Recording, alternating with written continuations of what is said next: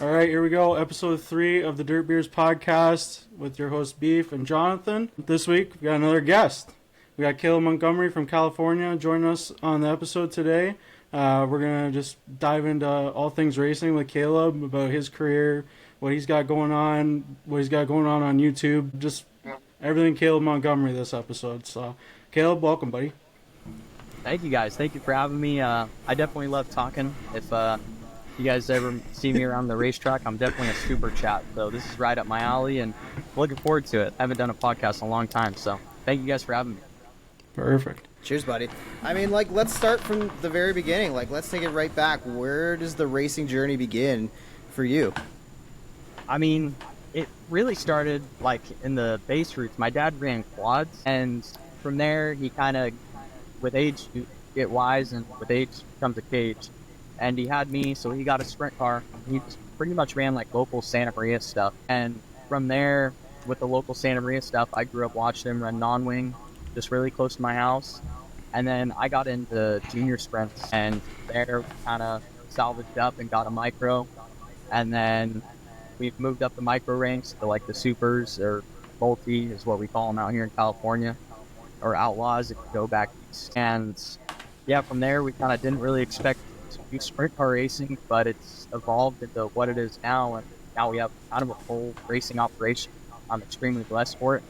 Now we race every single weekend. It's a dream come true, honestly. Yeah, very cool. You know, we got your 2024 stats here so far. You got 43 starts, 2 wins, both in a non-win car, 12 top 5s, and 25 top 10s. That's as of my race pass.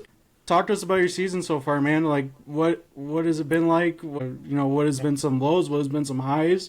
And just a little recap for us. Ooh, I feel like this year has been one of my best years yet. I feel like the results really don't say it or show it how good I really feel about this year. I had a lot of opportunities to win races, and it was just a lot of momentum building. I felt like getting to where I am now. Before this year, I took a big tumble in a non-wing car, and I was really scared of him. And I got over that bridge and hurdled that, and I conquered my non-wing fears at Santa Maria. I felt like I should have had a couple more non-wing wins, but things just really didn't go my way. That's kind of how it just happened with racing.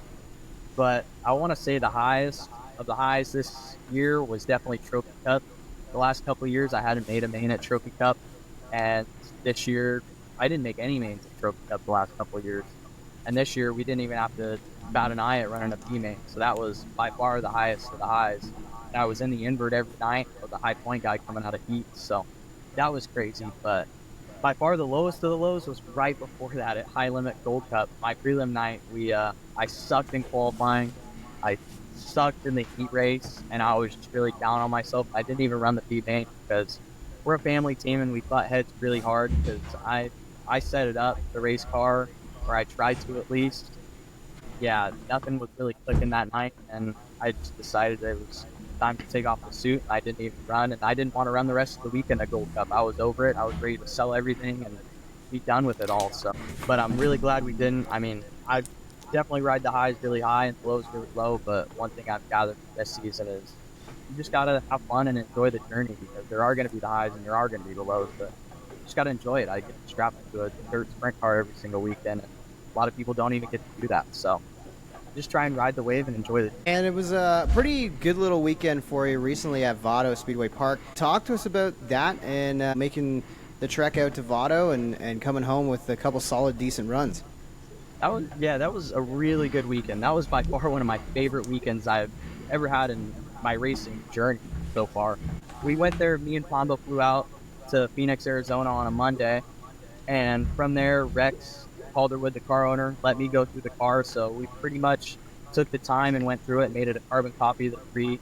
I squared it, I put in the front axle that I wanted, I cut some wing angles and posts and made the wing sit the way that I feel comfortable with it. So I really got to take the time and make it how I feel comfortable building a race car, and I feel like that was really awesome for him to allow me to do that. And we started off the weekend really solid with going 6th to 3rd in the heat, making the redraw, and then I led a couple laps, and Aaron kicked my pocket, showed me what racecraft is, and beat me Friday. And then Saturday, same thing. We started fifth and managed. I don't even know where the heck we came home in that heat race the second night. I think I went fifth the second. Yeah, because Aaron beat me. And Yeah. then through the five, which was awesome because I hate starting pole, so it was way cooler to start fifth.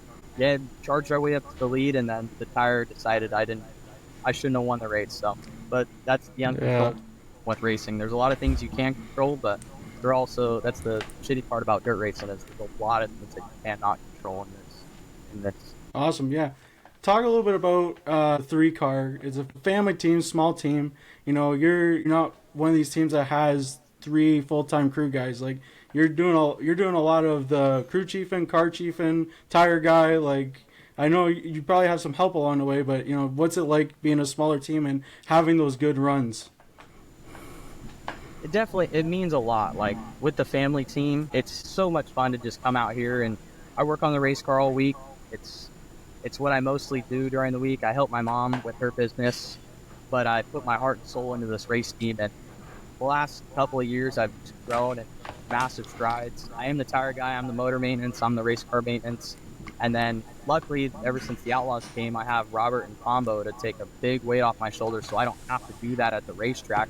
And we kind of all accumulatively put our minds together, and they just work off the base that I've worked so hard to get. And like none of this would be possible without them. And then this year I got connected with this one guy named Kevin, who he's a coach, Modi coaching, and he also hooked me up with Lee Lingren. And Lee Lingren has been a massive part of my success too as well this year.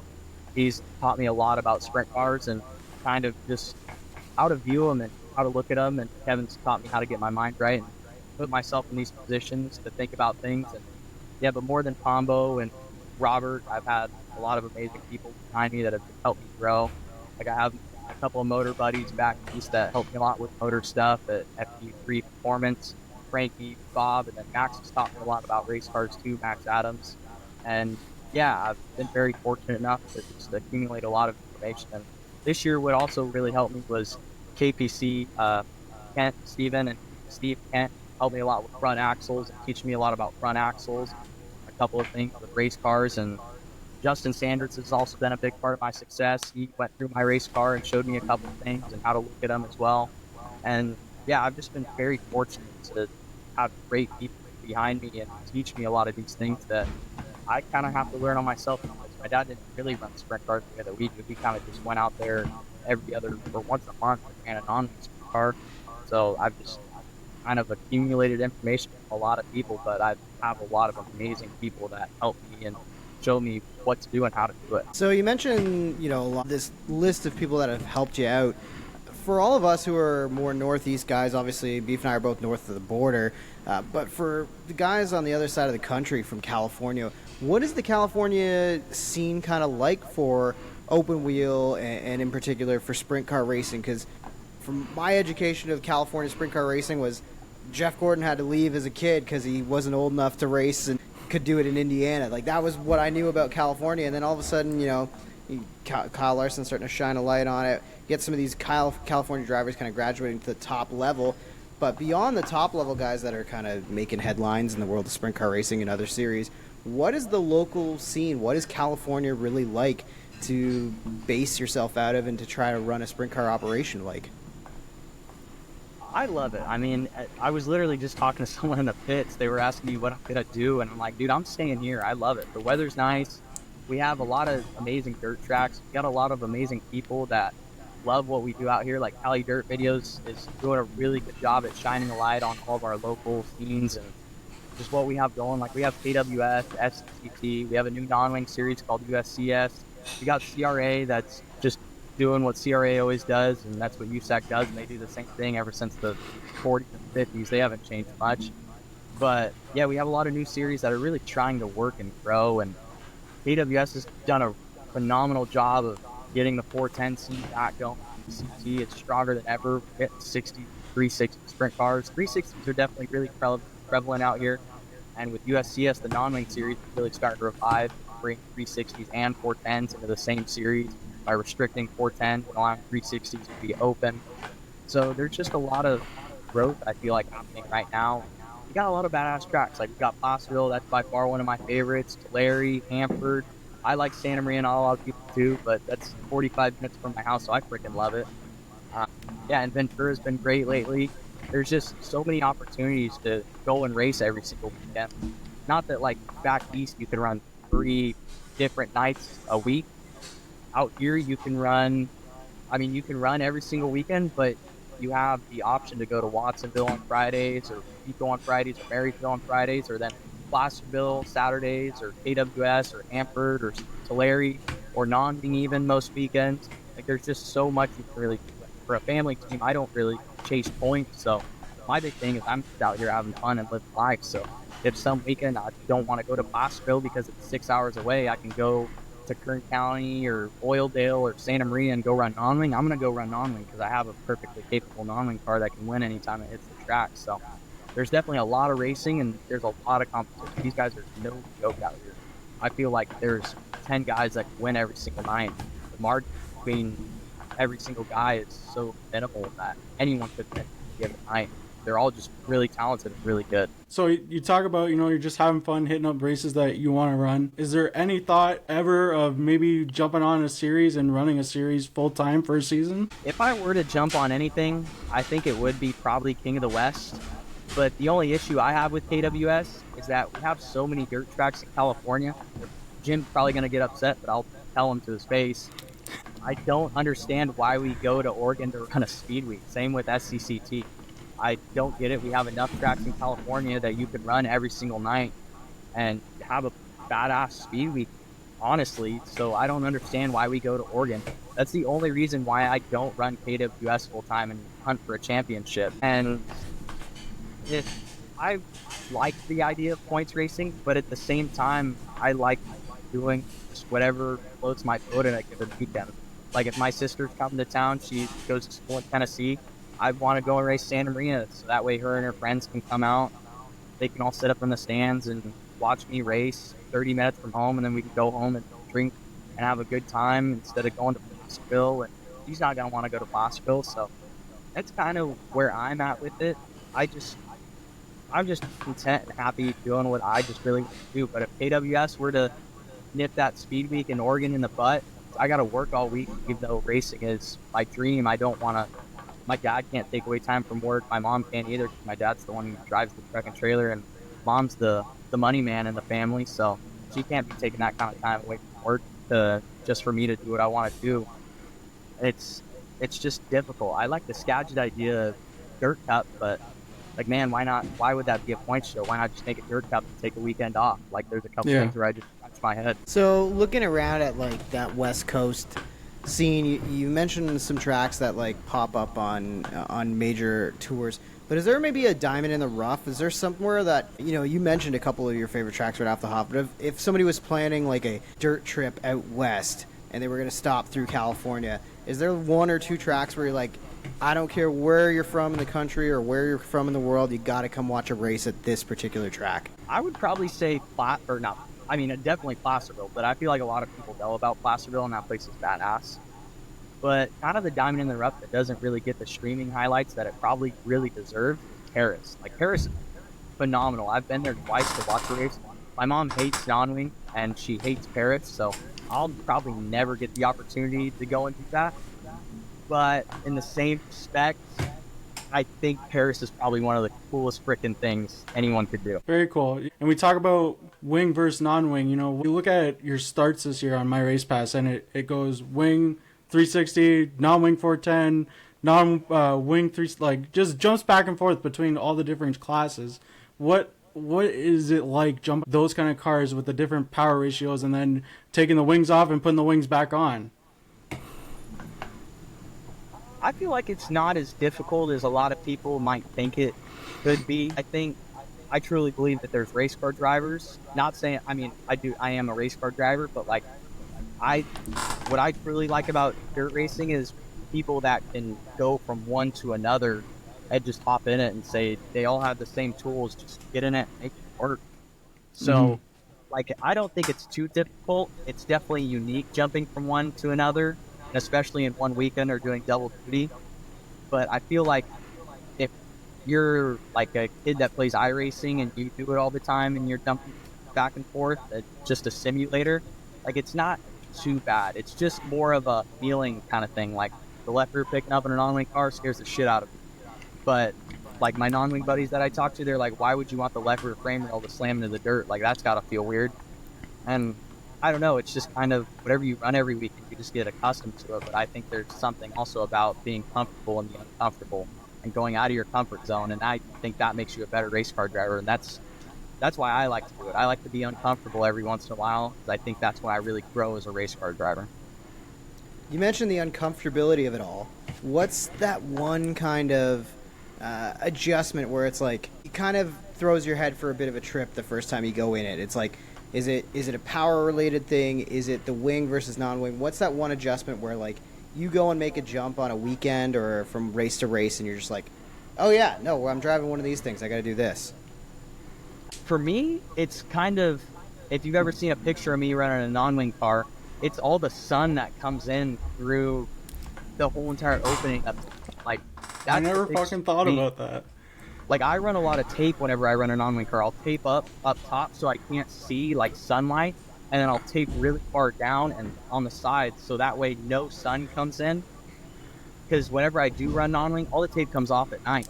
But when I get into the non-wing car and, like, I mud pack, like I ran Jimmy May's non-wing car, I was like, dude, you got to tape this thing up. I'm not, like, I need to feel like I'm in a wing car so that way it's not something that my mind is on when I get into the non-wing car. I don't want my mind to be on, like, man, it's bright in this bitch. I just want to be able to get in it and focus on the feelings that I have. Nice.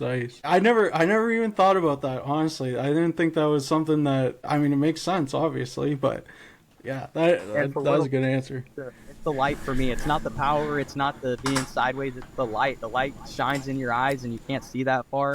That's the biggest thing for me getting in a non-wing car. It's just all the sun rays everywhere. It's weird. Yeah. I just have it written down here, but I don't know if I didn't look too deep into your stats, but have you ever run at the shootout or at the Chili Bowl? I did run the shootout. I ran the Chili Bowl once. I ran it in the Woodland Midget. They own a museum by me, the Paso Robles Woodland Auto Display Museum. I ran for them once. I was doing really good. I was like third high point guy after the heat race because I started 8th, and I think I ran 3rd. And then on the first lap of the qualifier, I tipped it over. So I ruined that, and then the throttle was kind of sticking in the B-main, so I just ran slider line, and I got past the last lap transfer like Holt Party, which is one of my buddies. I ran the shootout, and the highlight of my shootout was I could have started full on the stock A-main class, the stock wing class, because I was high point guy, and I started 4th in my qualifier, and I was leading it, and my motor blew up. And that was back when they used to rework the track before the A-class feature. So I feel like if I would have started full of the A-class feature, I would have had a really damn good shot at winning it. But my motor blew up, so I was screwed. But I made the Super A-main.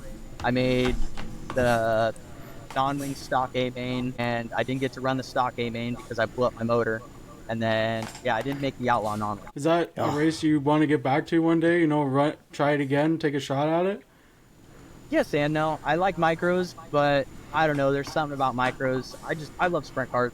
I do like midgets. I would really love the opportunity to get in a badass midget and see if I could do it. I've had opportunities in midgets to try them, but I'm to the point now where I have enough opportunities to go and run a wing car or a non-wing car every weekend that it has to be something that really opens up my eyes, and I'm like, yeah, I'll do that. In order to run a midget. A micro? No, I'm good. I have a little messed up saying that if it has a change, it's not a race car. So, but that's just how I feel about it. But a lot of people are going to hate me for saying that, but that's just how I feel. Yeah, fair enough. I kind of with you on that one. It might be a bit of a hot take, but I'm here for it. We got this new segment we're going to debut this week. You're not our first guest, but Kaleb, you're going to be the first one to be put to the test here. It's called Ripping the Top, and it's a bit of a rapid fire segment. And my pal Beef here is like, you know what? Why don't we start timing this and see who can answer all these questions the fastest, and we'll try to keep a leaderboard of it. So you'll be the first guy out there to set a time. You got your phone handy there, Beef? Yep, we're set up over here. So the way it's going to work, Caleb, there's going to be 4 questions. I'm going to time you how fast you can answer the questions. They're all food related, food or drink related. Let's go. We'll see what kind of time you get here. So I'll go 1, 2, 3, hit the start button, and I'll just start ripping the questions off, okay? All right, let's go. Okay. So let me get it up here. Okay. So, I'll put my ready? hat backwards. Yeah. Okay, 3, 2, 1, go. Favorite beer or drink? Bush Light. Favorite truck stop snack and drink combo? Ooh, it's got to be Takis, and then I'm a big sugar-free Red Bull guy. Top 3 pizza toppings? Well, you got to get the meat lovers. You got to get some ham, pepperoni, and bacon on that bit. And favorite wing flavor? Ooh. Nothing. I like to dip it in barbecue sauce, sweet and honey barbecue, with no sauce on the wings. Okay, we got That felt fast. that. It was pretty quick. It's pretty quick. So Those were good questions. four answers. You got a time of 31 seconds. 31.59. Wow. Yeah, and I feel like those were all pretty authentic too. I stand by all those. Okay. So You if were we see quick you on at a them, truck, too. if we see you at a truck stop, we better see you walk out with that stuff. Oh, it'll definitely always be a sugar-free Red Bull and Takis. If it's not race day, if it is race day, it's just a sugar-free Red Bull.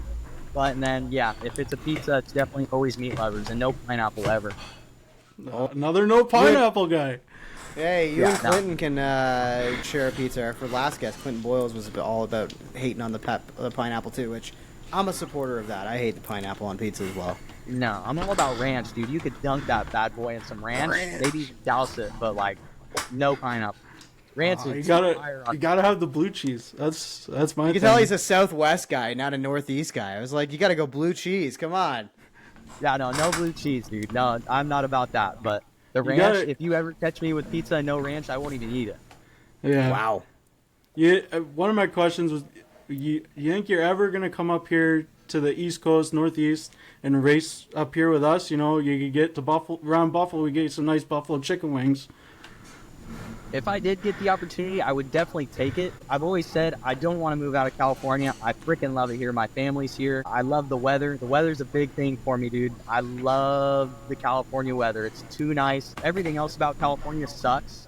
But if anyone ever gives me an opportunity, I'm always going to take it. Like, I couldn't say no. I love racing too much, especially if someone paid for my flight and paid for my way out there. I wouldn't even really need that much money to go and race. We could cut a deal and make something work, and I would love the opportunity just to say I did it. Hey, Beef, you got to start asking around, see if we can get this guy a ride in the Northern Sprint Car Nationals. We'll see. That'd be You cool. never I'd know. be all You about never it. know. Hey, just shoot me a phone number, dude. I'll call anyone and everybody. I'm Sounds a big good. phone call. Love it. Nice. I wanted to ask about the YouTube channel, and you know, you're sitting in just over 2,000 subscribers on that thing. What's it like, having to mix in making content and adding that to kind of not just your race day routines and stuff, but just your life in general and documenting your racing career? It's been actually a lot more fun. Like, I got into it, didn't know how I was going to do it. I kind of had, I had Tanner Holmes and Sean from Cali Dirt Videos help me a lot. I have no idea what I'm doing. But they both told me I should do it and I should try. So when I first started doing it, I tried to, do the vlog stuff. And it felt icky. It didn't feel right for me. It just wasn't my groove in the YouTube. But I was like, hey, as long as I just make one a week, I hope I can find my lane and where I fit in this whole entire YouTube thing. And I still don't think I found my lane in it, because I love the videos that I put out, but they're not me entirely. I feel like I'm more of a shop video kind of guy. So I'm going to have to tackle that this off season, because the shop's what I love racing, don't get me wrong, but I love working in the shop way too much. That's my favorite. So I don't know. I kind of cut away from the vlogs and I just started talking over the races. And then I had a couple people tell me that, hey, dude, I actually really like that. And I was like, okay, that's cool, because I like that way more than talking to a video camera. Holding the video camera up and talking to it, it feels icky. Tanner, dude, you got that lane on lock if you kill it in that aspect, but that's not me. So it is weird and difficult to kind of fit it into a race night, but I don't know, I feel like every race car driver has nervous tics or something whenever they're pushing off, and now I've kind of adapted my nervous tick to clean off my GoPro every couple of seconds whenever I'm under yellow, and I don't know, I've fit into it well, and I really enjoy it, and I like I got into it and I told myself if I could get 500 views on one video before the end of the season, that'll make my day. And now I'm getting 1,000 views on a couple videos, and that's absolutely amazing. And even if one person comes up to me this season, said that would be totally worth it if they said they love the videos. So a couple people have told me that. I've met a lot of great people that watch the videos, and I always am super thankful and grateful that they watch them. And yeah, I'm planning on keeping on doing them. I don't know exactly what's gonna come about from it, but yeah, I don't know. I'm just gonna put out a video every week, and whatever it is, I don't edit them. I mean, I do edit them, but like whenever I do the talking, it's just a clean slate. I hate listening to myself talk, so I just talk and then I push it out there and I don't even watch it again. It's kind of like how I did essays in college. Just type it and send it. Yeah, I mean, I've been tuning in the videos and I love them. I especially like, I agree with that person. I like the in-car footage and then you talking over kind of what you're thinking in those situations, you know, and putting your comedic humor into it too, which is hilarious. I love listening to it. One of the things that seems to reoccur in your videos a lot is these smelling salts. What's the deal with that? You know, it seems like you're going to everybody's trailer and trying to get them to do it, and some people are like, hell yeah, some people are like, fuck no, I ain't doing that. So what's the deal with that? I mean, I don't tell people why I really do them, because then I'm kind of giving away a secret, but like, honestly, I'll tell you guys, I feel like it gets rid of anything you're thinking of, and it just puts you in the moment. Like, you don't think about anything else besides like, I'm here, I'm at a racetrack, I gotta get into a race car. I think it just wipes your mind clean of any worries, anxieties, or anything that you have, and it just puts you in the race situation. And I think that's an easy way to just clear your mind really quick. But like getting other people to do them, dude, it smacks you it's like getting smacked across the face. Like, it's the craziest thing ever, especially a fresh can. Like, I usually give people, whenever I walk around, I give them like used can. But I have a special can that only I use right before I get in the race car. It's always sealed tight, and that's the one that I use. And like, I'll give it to like Combo and my crew guys. I'll let them do the freshie, but I don't know. And then seeing people's reactions, I'm like, dude, you gotta try them. Like, they're crazy. They just smack you in the face, and you don't even know what hits you. And the best is whenever I give them to someone that's like, oh, I don't know what it is, but yeah, here, sure. Why? What's up? And then, oh, and then yeah, they want to kill me after. Hey, I gotta be real with you guys. My phone is at 1%. My phone doesn't charge. So if I cut out, it's just because my phone died. But I'm sorry about that. No, that's all good, man. You know what? Let's get one more in here for sure then. I want to ask, you mentioned the smelling salts. Has it basically become like a race day superstition for you? Like, do you have to do it? And if that's not the superstition, do you have any other ones? Oh, I don't really have any superstitions, I guess. My biggest thing is I try to make my weeks as similar as possible. So that way I'm doing the right things every week. Like, I try and go to the gym every day, even if it's a shitty workout. Like, even if I just get myself out of bed early and go to the gym at least 4 times a week, that's a good way to go into a race week. Definitely the smelling salts. Definitely, I want to say working in the race shop and grooving all my tires is a good time, and then listening to music on race day. And it doesn't have to be any specific kind of music. If I try and listen to a specific kind of music and it feels forced, I feel... We died. I think the phone went down just now. Oh, God damn it. We might have to do a part 2, Beef, because I've been having a blast talking to Kaleb here. This has been a lot of fun.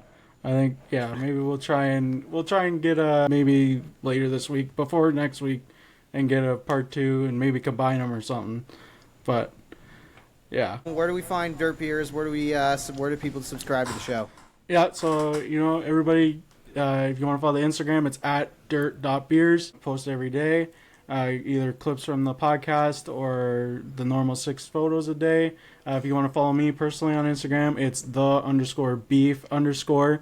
And if you want to follow Jonathan, it's at Jonathan on air, JONATHON. That's how you spell Jonathan, for the record. I always say that. I always tell people it's like a marathon of John. That's how you can remember it, because I have a bit of a more unique spelling. And you can also check out the Southern Ontario Dirt Show. We've had, I think, 3 seasons basically of that show now. I say 3 because the last one was kind of on and off through the summer. But that show is going to be relaunching as well. If you listen on audio, you already know, because you get the Dirt Beers podcast and Southern Ontario Dirt Show in both the same spots as well throughout your audio feeds. But if you haven't checked out the YouTube channels, go and check out the YouTube channels. Subscribe to Dirt Beers, subscribe to Southern Ontario Dirt Show, interact, like, rate, review. Even if you don't go watch an episode, just throw a like on there. All that sort of stuff, comments, all that stuff really means a lot to us in trying to get these shows growing and get in front of more eyeballs, and that's ultimately the goal. So at Jonathan on Air, check out Sods Pod at SODS_POD on social media as well, and look for an episode of that coming down the line to talk all things Humberstone and that closure of that racetrack and how it all ended, as I was a big part of that. Beef, I think you were there as well working pit side, so we're going to recap some of that stuff on that show. And then, Dirt Beers will be back with a guest again next week. If we can't get more of Kaleb, or if I do, I'll edit it around, whatever, make it work. And we'll be back with another guest, and like I say, hot schedule talk. And we're back on the Dirt Beers podcast after a little bit of a technical issue with the battery running out, but we're gonna finish out this interview here with Kaleb Montgomery. So welcome back, Kaleb. I'm glad to be back. Thanks for having me, even though I suck at charging my phone, and Pump didn't have special charging, so I was shit out of luck. And luckily, I know how to get home from Tulare because my phone was dead until halfway through the drive. Jesus Christ. Fuck, that would suck, yeah. Yeah. So basically we got some more questions we want to talk to Kaleb about. One of the biggest ones, which we'll get out of the way, is what does your 2025 season look like, Kaleb? What are you going to be racing? Where are you going to be racing? What kind of combos are you going to be racing? Or if there's any news you want to break here, just whatever you feel comfortable with telling us. I wish I had news to break. I did get a Chili Bowl ride. That's about all that I know for the start there you go. For 2025. That's about the only cool thing that I got. I haven't really told anyone because it just happened a couple days ago. I don't know if the guy really wants me spreading about it, but I did get a ride. Hopefully, if not, then I'll still be at Chili Bowl having a great time helping out my buddies. But for the sprint car stuff, I have really no idea. I've had a couple people talk to me about doing a couple of things. Yeah, I've talked in Baby Ben and Coots with like 3 teams, and just about, I like what I'm doing right now. I like to run my car mainly, and then I really like to fill in and run more with other people's stuff. That's kind of my ideal schedule. Like, in a perfect world next year, I'd run 3 for KWS and maybe some Santa Maria and Ventura non-wing shows and Oildale, because I love Oildale. And then, I don't know, we'll see what High Limit has to bring. I've talked to a couple people about some High Limit, like the West Coast stuff, and then when they come back, the Outlaws stuff. But in an ideal world, I mean, drive other people's cars whenever I'm not doing anything in a given weekend, and just run my stuff, being mainly 410. That would be awesome. So wait, is there, any desire to maybe try a different type of car? Like maybe if you can get a midget ride or something on the California side? Yeah, I mean, I would love to drive anything. Shit, I would even drive an Outlaw cart if someone let me, even though I dog on them all the time because a couple of my buddies race them. But I would honestly drive anything. If there was an open weekend and there wasn't like a 410 race with the wing car, I would be game to run a micro, a midget, but I don't really have that many connections for the midget or micro or Outlaw cart ranks. I kind of just know people in the sprint car community and people locally and just people that I've worked with throughout the years. So, I mean, I'd love to drive anything if anyone would let me. If anyone hears this and they got a micro ride, hell, and they want to run the shootout, I'd run it. There you go. Hey, if you don't put it out there, somebody may just be like, hey, I like this kid, give him a chance. Yeah, you never know. Maybe someone will see me, like Team has getting seen in Australia and New Zealand. Like, I guarantee that just happened with YouTube. They just watched his YouTube stuff, and then they're like, hey, dude, he's starting to like wing cars. Let's put him in a wing car. Yeah, which that's bad. I mean, one day that'll happen for me, but who knows? I like what I'm doing. Yeah. Is there anything you don't want to run? Like, you're just like, you see a type of dirt car and you're just like, that has no appeal to me in the slightest? I mean, probably lowest on the totem pole would have to be an Outlaw cart just because of, like, Red Bluff. It's absolutely brutal. Those beat and bang on each other and, like, they're bouncing around in the seats. Like, that just doesn't look that appealing to me to run for a full. But if someone was like, hey, you want to do it one weekend, I'm not going to say no. What about, where's a late model on your list? That's pretty high up. I mean, the only thing that's lesser than a sprint car is because they're slow. I got a dog on late model people. I mean, they dog on sprint cars and call it quick flip. So I got a dog on them every chance I get. But I mean, I respect them and they're definitely badass. Like if someone came to me and was like, "Hey, you want to run a late model?" I'd be all about it. Nice. But definitely less than. Yeah. So we want to get into a little bit of what I know. Same as us, racing is everything almost in our lives. But what do you like to do away from the track? Like, do you like to go hit the little white ball around the golf course? Do you like to play basketball, play something? I don't know, some sport. I kind of just I do a lot of hood rat shit with my friends. I mean, well, we got a massive like they're right in front of our house. We have enough room to hit golf balls, and we'll hit golf balls. And then maybe after a couple beers deep, there's nothing in front of us, so like we'll drill out golf balls, put like a 22 in it, and smack it and see if it makes the ball go really far. Other than that, like when the season's over, definitely a lot of snowboarding. My sister comes home from college. Nice. Both go to the snow. Like it'll just be a random day, and she'll come to my room at like 10 o'clock and be like, "We're going." Well, I'll wake you up at 4 in the morning. But then it's fun. So I love snowboarding. Yeah. But then every off season, I love Chili Bowl. I go to the Chili Bowl every year, even if I don't race it. Yeah, and then mostly just working on my stuff for the off season, because it seems like my off season keeps on getting shorter and shorter now that I tack on Turkey Night in November.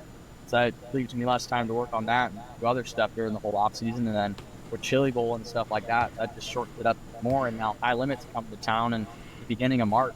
Realistically, I kind of have 2 full months, and then over the off season, what I do a lot is I'll go and help other people with their race cars. Like I help Justin Sanders with his car, mounted up some of his bodies. I'll buy parts for him. I'll help him sell parts. Not really help sell, but like if he needs stuff like taken somewhere, I'll do it for him. We kind of just do a lot of that. But then, like, I don't really have a day job, but my day job is managing my mom's Airbnbs. I kind of stick to one side, and she has her other side of doing all the work behind it, and it really doesn't take up that much time in my day. I like to wake up, go to the gym, come home, and work from like 9 to 12. And then it's all race cars after that. Yeah. It's pretty amazing life. Nice. Very nice. What, I don't know how much it is around your area, but do you have any interest in like the UTV, like off-road racing or anything? Because I feel like that's a big thing out in California. Yeah, my neighbor actually does a bunch of their shocks. They're really insane. Like just the amount of stuff that he does. He does shocks and rear ends and knees. He showed me how to like do a lot of sprint car rear end stuff. Like I do a lot of like saying in-house sounds weird, but like I restore my own steering boxes and rear ends. And yeah. I guess bearing. I don't know. Like I try to keep my race car parts as in-house as possible, and I learned it from that guy. But yeah, I don't know. If someone wanted me to rip like a Polaris or something out at the dunes, I mean, we kind of have a little circle track out in my front yard, and we'll rip go-karts. Or my buddy has a UTV. His dad, he'll come out here and he's like, "You want to drive it?" Hell yeah, I want to drive it. I might scare you, but I'll drive it. Drive anything with a steering wheel. Yeah, exactly. Anything that turns left. I mean, it's just fun. There's something about going fast and just right on that edge of control. Like, man, that's close to it. Yeah. Cool. Talk to us a little bit about like what it looks like for you. I know your shop isn't huge, obviously, but you got enough room for your race cars and stuff in there. What does your week in the shop look like during race season? Are you working on? Do you do customer stuff, or is it all just your own stuff? Like, could somebody bring you a car and have a body put on, or have shocks done, or anything like that? No, I've never. Anytime like someone asks me about my stuff, like I'll kind of direct them to Justin, because Justin's like the California hub of doing stuff for other people. Like he has a shop business, and I don't really do any of those things for people. Like I'll mount bodies, but I kind of just do it for my friends and stuff like that. Because if people start bringing me bodies, I mean, the price will go up because I don't want to do them that often. They're not fun, but they are fun when you enjoy doing. Like I really enjoy going to Justin's house and doing it, or going to my buddy Jason's house and doing it. So that's a little different, but usually, typically throughout the week, we'll race Friday, Saturday, say so, and then if it's close, like if it's only 3 or 4 hours away, we'll drive home, and then sleep in my own bed. But if we're like Chico, we'll stay up in Chico, and then we'll book it home. And no matter what, on Sundays, I gotta wash on Sundays. I hate waking up on Monday to a dirty race car, because on Mondays it's motor maintenance Monday. I go through the motor, I do all the injection stuff, and then usually by the end of that, it's still pretty early in the morning, and I'll just bust out maintenance. And then Tuesday, I'll do tires on Tuesday, go through all of them, make sure they're all flipped and side through, grinded, and labeled, and put it back up in the trailer. Mm-hmm. And then luckily I got some wheel balancers now that balance it on the axle. They're CRWs. They're fucking badass. If you don't have any, highly recommend it. But I used to balance tires too, and that sucked. And then Wednesday, it's kind of just going through everything, cleaning the trailer, and making sure everything's ready to load up for Thursday. And Thursday's usually a pretty chill day. I'll load up and kind of drag and not really get much done, because everything's done. And I know when Friday, it's 100% ready to go. Nice. So we'll end it off with letting you shout out where can people find you, Kaleb? You know, shout out your Instagram, YouTube, whatever, to let the people know. Ooh, I got Instagram. I just usually use Instagram to post like song quotes or songs, and then funny lyrics that or captions any of my buddies give me or my sister. And then I post a lot on Facebook. They're both Kaleb Montgomery, and then my YouTube as well as Kaleb Montgomery. I don't have Twitter. I should probably get on that. But fun fact about me is I don't really enjoy social media. I just kind of slowly started doing it because my sister wanted me doing it. Yeah, I just kind of like it's the same thing with my videos. I do a one cut dry, and if people like it and it blows up, then it's awesome. I'll try and figure out what I did in that last video. But if I try and focus too much, then the next one sucks. So just anything social media related, it's just Kaleb Montgomery, and it's just about as raw as it can get because I don't put that much effort into it. It just kind of is what it is, and hopefully it'll become something. Hopefully people like it. Awesome. Well, thanks for coming on, buddy. I'm sure down the road we'll have you on again for an update on how things are going out there on the West Coast, but we appreciate you coming on. Thank you so much for having me. This was a great time. Hopefully, yeah, we'll get to do it again in the future and talk about a couple of other things besides racing. Maybe we could talk about like some aliens or some shit. Who knows? That'd be a good one. I like it. We can get into some conspiracy talk. That's always my that's a fun conversation, especially when beers are flowing. That's a race part. That'd be fun. Thank you, guys. Awesome. Okay, well, awesome. Thanks, Kaleb. Thanks for coming on, buddy. Thank you, guys.